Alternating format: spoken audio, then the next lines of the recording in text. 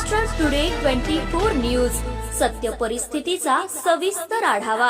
युद्ध थांबले नाही तर शेतकरी भीषण संकटात सापडण्याची भीती, युद्धाचा परिणाम रमजानवरही। इराण इस्रायल युद्धाचा फार मोठा परिणाम जाणवायला सुरुवात झाली। JNPA बंदरात मालाने भरलेले हजारो कंटेनर पडून आहेत। माल सडून जाण्याच्या भीतीने तोच माल आता नवी मुंबईतील APMC बाजारात विकण्यासाठी आणला जात आहे।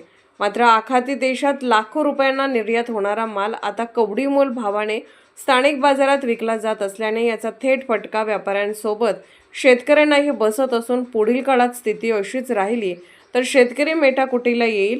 इराणने आयात निर्यातीचे प्रवेश बंद केल्याने एकही मालवाहू जहाज ये-जा होत नसल्याने पूर्ण आयात निर्यातच थांबली असल्याचे, आता युद्ध थांबणे हाच यावर पर्याय असल्याचे व्यापारी सांगत आहेत। रमजान महिन्यात द्राक्ष, पपई, खजूर यासह केळी, खरबूज यासारख्या फळांना रमजानमध्ये खूप मागणी असते। मात्र युद्धामुळे ही फळे बाजारात उपलब्ध होत नसल्याने याचा परिणाम रमजानच्या महिन्यात जाणवत असल्याचेही व्यापारी सांगत आहेत। हे अमेरिका, इस्रायल आणि इराणच्या वॉरमुळे फार मोठी गंभीर समस्या भारतापुढे उभं राहिलेली आहे। कारण आता रमजानचा महिना चालू आहे आणि रमजानच्या महिन्यामध्ये विशेषतः द्राक्ष, आंबा, डाळिंब, कलिंगड, पपैया, खरबुजा ह्या फळांना फार मोठ्या प्रमाणामध्ये मागणी असते।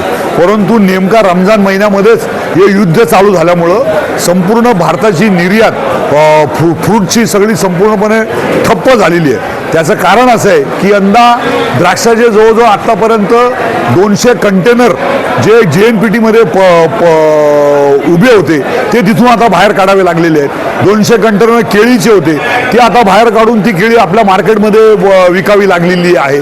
नंतर खरबूज आहे, वॉटरमेलन आहे, कांदा आहे, ह्या संपूर्णची निर्यात जी आहे ती थांबलेली आहे। कारण स्ट्रेट ऑफ हॉर्मुझ हा जो काही समुद्राचा जो प्रकार आहे त्याच्यामध्ये इराणचं वर्चस्व असल्यामुळं तिकडनं एकही शिप पास होत नाही आणि स्ट्रेट हॉर्मुझ म्हणणं जवळजवळ गल्फमधल्या 8 देशांना माल सप्लाय होत असतं। यामध्ये कुवेत आहे, इराण आहे, नंतर तुमचं सौदी अरेबिया आहे, दुबई आहे, बहरीन आहे, मस्कत आहे। त्याच्यामुळं तिथं तो कंट्रोल झाल्यामुळं रस्त्यामध्ये सुद्धा जवळजवळ 400-500 कंटेनर हे अडकून पडलेले आहेत आणि त्याचा परिणाम असा झालेला आहे की सध्या द्राक्षाची निर्यात थांबलेली आहे, डाळिंबाची निर्यात थांबलेली आहे, केळीची निर्यात थांबलेली आहे, वॉटरमेलनची निर्यात थांबलेली आहे आणि विशेष म्हणजे आता येणाऱ्या 8-10 दिवसामध्ये आपल्या कोकणातल्या हापूस आंब्याची सुद्धा आवक फार मोठ्या प्रमाणामध्ये चालू होणार आहे आणि ती जर निर्यात जर तोपर्यंत चालू नाही झाली तर त्याचा परिणाम आंब्याच्या निर्यातीवरती फार मोठ्या प्रमाणामध्ये होणार आहे। कारण शेवटी यंदा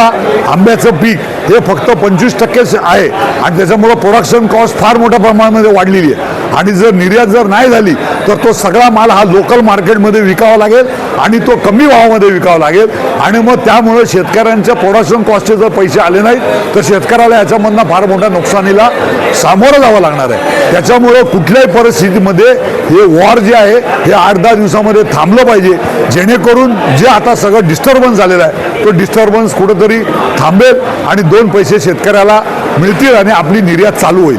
या फळांच्या निर्यातीबरोबर भाजीची सुद्धा निर्यात फार मोठ्या प्रमाणामध्ये थांबलेली आहे। एअरने सुद्धा आपली निर्यात होत होती ती सुद्धा थांबलेली आहे। त्याचा परिणाम भारताच्या आर्थिक व्यवस्थेवरती सुद्धा होणार आहे।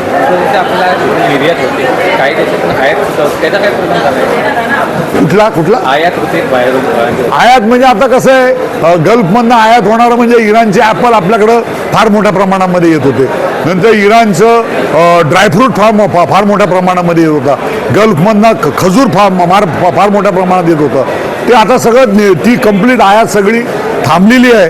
जशी आपली निर्यात थांबलेली आहे तशी तिकडनं जे येणारे प्रोडक्ट आहेत ती सुद्धा फार मोठ्या प्रमाणात। आता इराणचे ॲपल, अफगाणिस्तानचे ॲपल जवळजवळ नाही म्हटलं तरी तिथं 200-300 कंटेनर ॲपलचे तिथल्या पोर्टवरती पडलेले आहेत।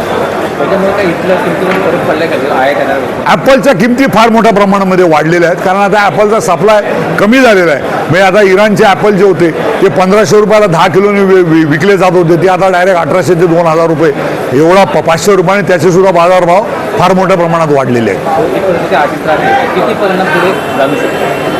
नाही, ही अशीच जर परिस्थिती राहिली तर शेतकऱ्याचा आर्थिक कणा 100% मोडल्याशिवाय राहणार नाही। एवढी भयानक अवस्था होईल. माझं नाव संजय नारायण पानसरे, संचालक मुंबई कृषी उत्पन्न बाजार समिती आणि फळांचा. महाराष्ट्र टुडे मराठीसाठी ब्युरो रिपोर्ट कासिम अली सय्यद, नवी मुंबई.